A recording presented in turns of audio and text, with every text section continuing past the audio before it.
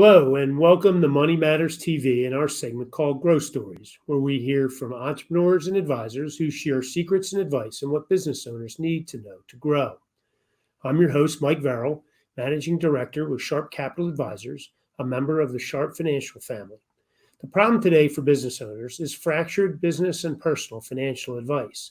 The solution is our unique, integrated financial management approach. We have unified accounting and tax, business advisory, investment banking, wealth management, and family office services in a way that creates maximum value and helps business owners and their families achieve extraordinary things. From time to time, issues involving life sciences, healthcare, and technology companies may be discussed on the show. Those discussions are not and should not be viewed as financial advice. Moreover, since the show is pre-recorded and showed at a later date, some of these conversations may no longer be relevant. Please seek advice from your financial advisor before entering into any financial transaction. I'm joined again today by my co-host, Katie Wenger. Katie is with CBRE, a transaction advisory associate, and CBRE is a global real estate consulting firm. She focuses on high growth companies in the Philadelphia region and helps them develop real estate strategies that support their business objectives. Katie also is an active advisory member with Philadelphia Alliance of Capital and Technology, also known as PACT, and she is an active member with the Women's Network in Philadelphia. Katie, as always, great to see you, and thanks for joining me again on Growth Stories. Thanks for having me, Mike. It's great to be back. So jump right into some market information and your insight. Interest rates continue to rise. I guess they're stable, a little bit stable now, but they're certainly higher than they've been in many years. Just curious what you're seeing, how that might be impacting the leasing market and obviously the purchase market for commercial real estate. Yeah, absolutely. Our market has continued to be a roller coaster, I would say, in this post-pandemic environment, and with the interest rates being where they are, continuing to slow down that sale and purchase activity across all asset classes. In the leasing world, leases are still moving forward, whether it's office, industrial, retail, multifamily, et cetera. But when it comes to the trading of the asset, we are continuing to see a slowdown, but are remaining hopeful to see kind of how the next couple months unfold. Yeah, I guess we'll wait and see what the Fed does with continued rate hikes or if they level off and what that has from an impact standpoint on the rates. Thanks for that insight, Katie. Much appreciated. I think we're in store for some great insight today from our guest, serving both as an investor in early stage companies and also as an entrepreneur himself. So I think it's going to be a very interesting conversation. Before we introduce our guests, we have a question from one of our viewers. And Nancy Leonard would like to know, what are some of the legal factors that landlords should know in renting commercial real estate? Obviously, Katie, we know you're not an attorney, but I thought you've seen enough of these transactions and probably helped out with some purchase and lease agreements. And so maybe you can give some insight to Nancy. Yeah, happy to. I mean, number one, definitely consult an attorney. They're going to be your number one person for expertise with anything legal related. But I think there are a lot of unknown factors when it comes to renting as well as purchasing commercial real estate. It's really important not only to consult that legal advisor, but also insurance providers, and really ensuring that you have a complete understanding that's holistic before you are letting any other tenant or outside participant kind of enter into the property. So I would certainly say it depends on the property, depends on the situation, but happy to connect to talk more about this. But I think getting a legal advisor, likely a commercial advisor, and an insurance provider are kind of the three steps I would take when it comes to getting into the rental business of commercial real estate. Yeah, and then from the accounting side, which we offer as well, always I think good to get a set of financials from a prospective tenant, so you know how stable their business is. Yeah, ask the experts. That's what I always say.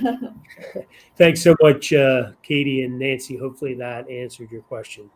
It's always great to hear from our viewers. To send questions in for future episode, here's how to send your questions in to Money Matters TV. You can have your questions answered on Money Matters. Please go to our website, money-matterstv.com, or on our homepage, click on the banner on the right that says Send Us Your Questions. While you're on our website, you can find information about our host and guests, as well as show notes and links about this show and past shows. Money Matters is also available as a podcast on iTunes and Stitcher, so you can listen to Money Matters while you're on the go. That website address, again, is money, MONEY, -matters, MATTERS, TV.com.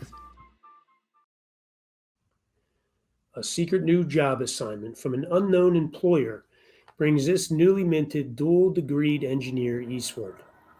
With that type of propensity for risk, he was bound to wind up following an entrepreneurial path. We are pleased to welcome to Growth Stories today, Michael Poisel, CEO of PhylloPharma.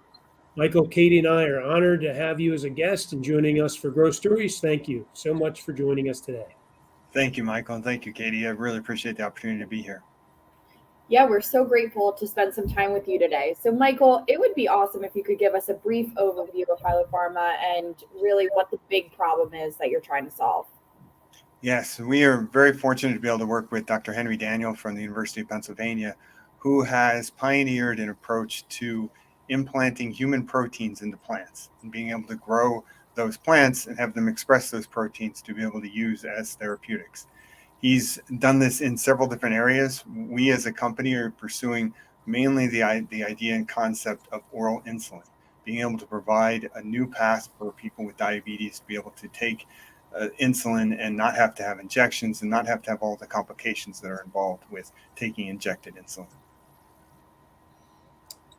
We definitely want to hear more about that. That sounds very exciting, obviously, from a technology standpoint, groundbreaking, right? And can change the lives for millions of people who suffer from particularly diabetes and need that insulin shot on a regular basis. But before we get into that, we take a step back. We always like to get a sense of the background of our guests. And, we interview a lot of entrepreneurs, and I guess, to some degree, we try to figure out, are entrepreneurs born, are they made? And always interesting to hear your background and what kind of entrepreneurial situations you might have been put in, or what might have given you kind of that bent to have that entrepreneurial spirit. So if you could take us back memory lane a little bit, that'd be great, Michael. Sure. So my first job out of college, being an engineer, was here in Philadelphia, working for GE's nuclear weapons program. So I came to Philadelphia to talk about risk taking. I came without knowing what the job was. They brought us out here for interviews. We interviewed actually in the Rittenhouse Hotel, which was amazing. Certainly a great start. And it was a wonderful team, really smart, energetic young team that were very encouraging and wanted us all to join the company, but none of them could tell us what we actually did. And it took about 2 months to get a security clearance after I took the job before I realized that that's what the job was, which wasn't at all what I was expecting or thought that I had signed up for. But it was still a fascinating job, and I learned a lot and stayed there for a year before I moved into government and commercial satellites, which was much more of what I wanted to do. I grew up loving the space industry, had wanted to get into space vehicles, more on the rockets going upside than things coming downside. And so getting to work on satellites was great. And so I stayed there for 3 years, got my master's degree in engineering. And it was about the time that the internet was starting up, and came home and told my wife that it was time to leave. I had to quit my job and go back to business school to get my degree and teach myself how to code, because I saw the future being the internet. And that's what I did. I came back to school at Wharton. I was very blessed to be accepted by Wharton, and took the second year that I was there, started my own company. So that was the first time I was involved in a new business with two partners. It was very successful. We paid for a lot of our second year of schooling with the profits. And then they kept going after school, but I got an offer to go into GE Ventures in venture capital, and really looked at that as being a great opportunity for myself. And so I joined GE, stayed for a year, was recruited out to a much larger venture fund, stayed there for 4 years till they decided to just pursue buyouts. So I left and joined here a local fund named New Spring Capital, and worked with New Spring Capital for 6 years. Incredible team there, firm run by Mike DiPiano, who is absolutely brilliant, and really enjoyed my experience and learned so much about how do you actually build a company, which is what Mike is all about. and use those skills in coming to Penn, originally with the concept that I would run an early stage fund here, but what it morphed into was helping faculty members to start companies around their research, which is what I've been doing for a good portion of the last 14, 15 years now. It's really helping them to start businesses around their research. So if you go all the way back, you had mentioned, I think you grew up in the Midwest, I believe, right? And your father had a farming background. You think that farming background gave you any, I mean, that's what you're doing, right? You're helping nurture and grow these companies. Do you think there's any connection there? Well, I do like to tell people that my objective is to grow things. And so I like to grow plants and flowers at home.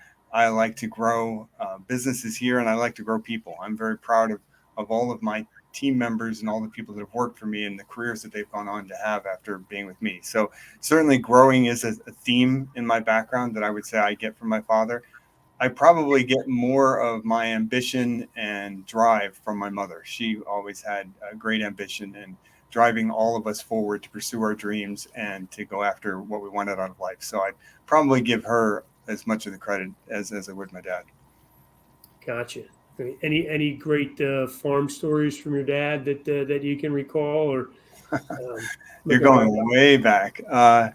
No, I guess the one story I always talk about my dad, though, is in terms of inspiring me to be more entrepreneurial, was that when he was working, he left the farm to be able to support the kids, my siblings and I. And he worked as a meat cutter in a grocery store, a butcher. And he did a great job. This clientele loved him, ran a great operation. And had a woman come up to him and said, Jimmy, I'm really successful and I have money, but I need managers. I need people to know how to run a business. And you clearly know how to run a business. I'm starting a hamburger restaurant and I'd love for you to join it. And I have the money, you have the skill, you run it, I'll fund it, and we'll do this together. And my dad, not being the risk taker, said no. He didn't feel like he could take that chance and that risk. Well, what she was opening was a McDonald's franchise. And she went on to open over 200 of them in Northwest Indiana. Oh and we would have lived a far different life if my father had made that decision and gone risk. So, yeah, like I said, I think I get more of the risk-taking ambition from my mom. That's certainly a lesson learned. So you talked a lot about all of the various degrees that you pursued, and it sounded like education was a really important factor that kind of pushed you to your next career opportunity. I'd love to hear more about what led you down your initial path, and then what made you kind of make that pivot from engineering to business. It sounds like it was a natural fit for you wanting to grow things, but kind of, that's a big step from a really technical to more, it could be technical, could be very objective. So I'd love to hear a little bit more about that.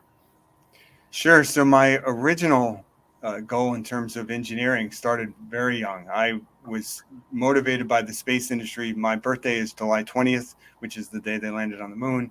I was 1 year old when they did. And so I was always, from the time I was a small child, going to be an astronaut. And then I got glasses. And at least back then, that meant you couldn't be an astronaut. And so my father, you say things in life to your kids, you never imagine the impact. He said to me, well, if you can't fly in them, why don't you just build them? Just you design the rockets and you build them. And I was like, okay, that's what I'm going to do. And he said that when I was 9 years old, and at 22, that's still what I was planning on doing. And I eventually worked on satellites that orbited Mars for 10 years. So I felt like I really lived up to that goal as a small child. And it's just interesting how kids can get that in their head and just drives them forward. And it really was for me. That was all I wanted every step of the way, that was what I was going to do. And there was nothing that was going to stop me from that. And I really, it was one of those interesting things when you think about your career path. So I was 23, 24 years old, and I had accomplished my life's goals. I was working on satellites. I was working on spacecraft. And you look around and say, well, what now? I've already done everything I thought I was going to do in life, and I got a long way to go yet.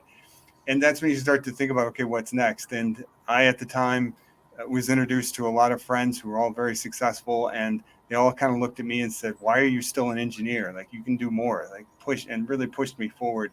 And a lot of them had Wharton degrees and said, that's what you should do next. You need to get your business degree and go start a company and do that. And so having them push me was helpful. But then also it was just apparent to me very early on that the internet was going to change the world. And the space industry at the time, today, it's so exciting. I wish I could go back. I wish that I was 22 again with where the space industry is today. But when I was doing it, Lockheed Martin was about all there was at the time. There wasn't much else going on. And so it wasn't very exciting. And so I looked at the internet and said, that's far more potential of where things are going to go. And being a part of that and seeing how it could be a part of the world, I just thought would be an amazing opportunity. And I would just add that my summer internship while I was at Wharton was working on the world's first internet bank. And so I just looking back on that and to be able to be a part of that, of a company that started an internet bank and then was selling the banking software to other banks. They started the bank to show the world it was possible and that the money wouldn't get stolen. And once they proved they could do that, then they started actually selling the software. And it's just incredible to have to be a part of that history. And that was everything that I wanted to do. Amazing where that electronic payments and banking system has come, right? Yeah.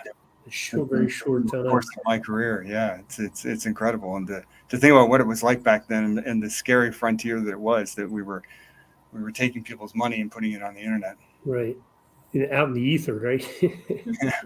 Yeah. The pivot from the engineering, the building work that you did, and then even getting your MBA, you were still building and working on kind of tangible things, and then to make that pivot to venture capital where you're learning about businesses but taking a leap of faith and investing somebody's money in something hopefully successful. How did you make that migration from what you were doing at GE to the world of venture capital? I saw it as an opportunity to get involved in all of these young companies and to get a perspective across industries of what they were doing. So when I went to GE Ventures after graduation, I was involved in B2B e-commerce. And so we got to see all of these companies starting up and getting to see which ones were successful and which ones weren't and why. And I really felt like it was an opportunity to be on the forefront of the internet and everything in the World Wide Web without having to actually bet on one company in particular. Mm-hmm. So that's the incredible thing about venture capital, is that you're making a bet across the portfolio of companies. And if one doesn't work out, you've got several to fall back on. And that to me was just fantastic. I've always looked at venture capital as one of the best jobs in the world. It's hard and it's stressful, but it's also so rewarding. And to be a part of a company that's getting started and getting going is really cool. That's incredible. Did you, it sounds, I'm hearing a lot of different themes as you're talking and, trying to connect that to the entrepreneurial path. And I think one big one that I'm hearing is just that perseverance, having that goal and you didn't stop at anything to achieve it, but also not being afraid to really lean into your interest and your passion. And, I think as you're talking about these experiences, you can feel and hear the passion you had to explore these topics and learn more and chase kind of the unknown. And I think, that's how a lot of entrepreneurial ideas begin. And sometimes you can lose that passion as you get in the mundane, but it sounds like you've never been afraid to kind of pivot to keep chasing that true passion for changing the world or being involved in something that was truly meaningful and as it was growing. I've definitely learned that along the way. And I tell our entrepreneurs when we bring them into our companies, because in my career at Penn and helping faculty start companies and bringing CEOs into those companies, I tell them along the way, you're going to have perseverance. And all the entrepreneurs say, well, yeah, of course, I know that. And I'm like, okay, but there's going to be brick walls put in front of you. And they're saying, yeah, no, I understand that. I'm going to have to climb over them. I'm like, no, you're going to have to run through them. Like, that's how hard this is. And I think a lot of people underestimate how hard it is. I would never want to dissuade anybody because it's the most rewarding thing you can do to try to build a company. But you also have to have a huge amount of perseverance and fortitude. So that's interesting. So a lot of those folks that come to you, pair those CEOs with the professors, the researchers at Penn, do they typically have a long history of entrepreneurial endeavors, or sometimes they just know an industry really well and this is kind of the first foray into building a company? It varies certainly in the background, and we would love to bring everybody in that's run a company 3 or 4 times, so they've learned their mistakes from on other projects, and they come to us experienced. We don't always have that luxury, so sometimes we are getting somebody that maybe has more explicit experience in that area that the company is starting in. But I also, as it kind of goes back to that theme of trying to grow people, I think what we do here at PCI Ventures and the team that I have, we can supplement someone. So if they haven't been a CEO before, there's a lot of things that we can teach them so they don't have to have done it. They need, as we said, a certain high degree of fortitude. They need leadership, they need to be organized and how to manage a project. And they need to have the cult of personality to be able to raise money, to be able to convince people to back the company that they're trying to build. If they have those skills, and if they haven't actually done it before, there's a lot of the other skills around being a CEO that are teachable, and so we can give them that. So there's a certain amount of personality you need, but you don't have to have had the experience to be able to make it happen. And we've got some great success stories, and I've had success stories in my career. I like people that have sales experience. That's a lot like running your own little business when you're a salesperson. But yeah, I've got some great stories of people that weren't CEOs before and were quite successful. Do you have a screening process that you take folks through, or how do you what's the first filter to decide whether they're the right fit or not? So the first filter is myself and my team, talking to them, understanding their ambitions and their goals, understanding how much time they have to devote to the project, and getting a feel for how passionate they are to be able to make it happen, because it does take a lot of effort to get there. And especially for these, because these businesses are so early. We call them idea stage. They're not growth stage, early stage. It's idea stage. So they're really early. And so we need to prepare them for that and make sure that they can handle that. The next screen after that is the faculty member, because in some ways it's a marriage between you and the faculty member and working together to try to build the business. And so we focus on that. I let them meet separately, just the two of them, so that they can get a feel for whether they can build a relationship without anybody else involved. And then after that, it's having a conversation with them about how the company is going to be built, what their vision is for the business, and whether that meshes with our model and how we work. You mentioned fundraising as an important aspect of what their traits will be. You've raised money for companies. You're expecting these CEOs to come in and raise capital. What is that like? What are some of the things that they should be thinking about? If entrepreneurs are looking to raise money to fund their idea, what should they be able to communicate to the investor community? The first thing to understand is that investing is often an emotional decision. It's not just logical. So you need to play to their emotions and make them feel good about the investment. So it's not just logically we can make money on this investment, but they want to feel good about it as well. And so you need to think about that and have a hook that you're going to make people feel that they want to be part of it. And then the other big thing I would say that I tell people is they really have to clearly define what the problem is that they're solving and say that up front. Don't hold people hostage in a presentation waiting to find out what is it that you're actually trying to do. And I think another really important aspect is helping people to understand why you're doing it. What's your motivation? Why are you the person to do this as opposed to somebody else? Those are some of the very initial things that I think are really important that people have to do. And then everything else kind of flows from that in terms of what your project is and the market opportunity that it's playing in and all of those things.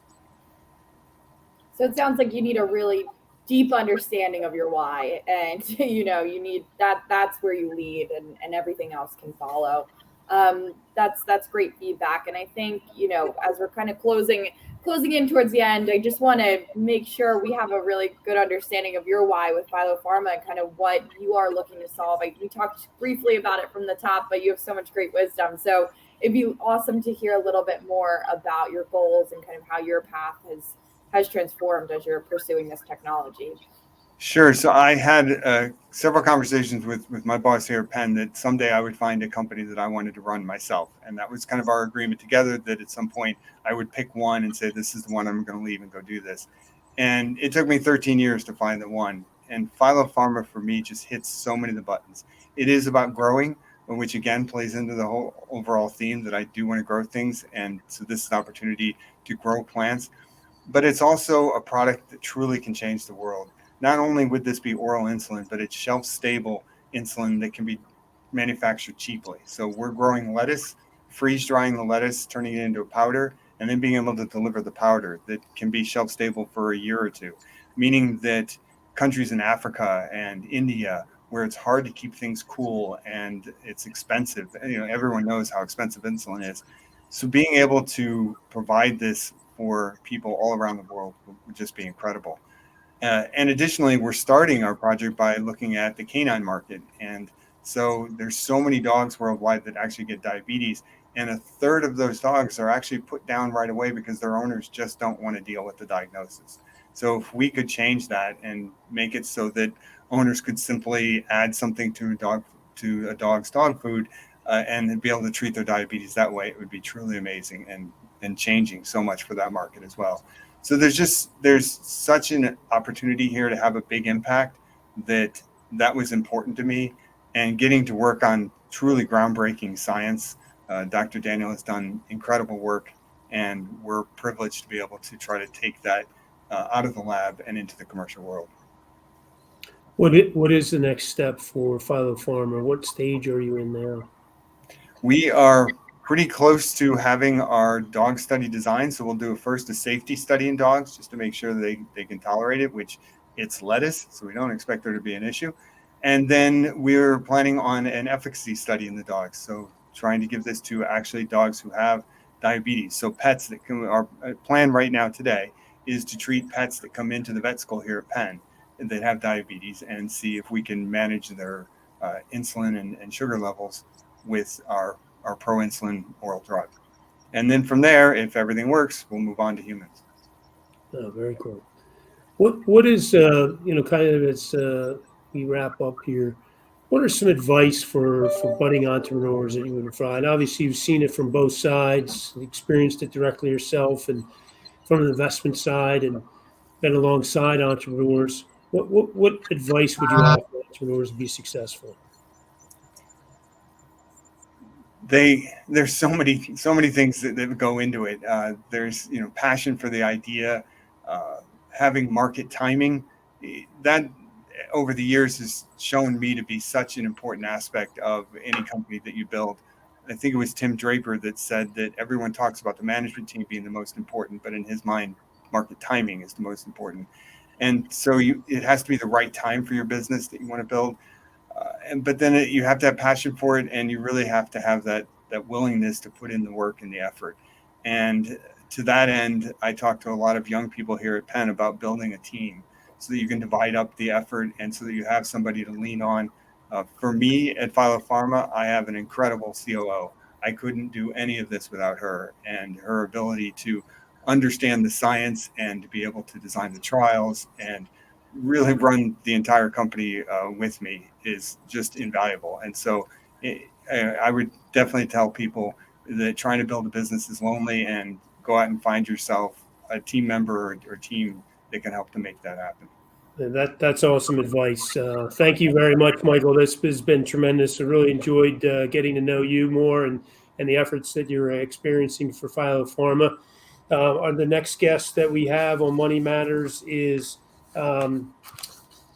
Isaac Patka. He's the CEO of Shield3.com. As a reminder, you can download the podcast from iTunes and Stitcher, as well as see programs on our YouTube channel, MoneyMattersTV.com. Thank you for joining us for Growth Stories.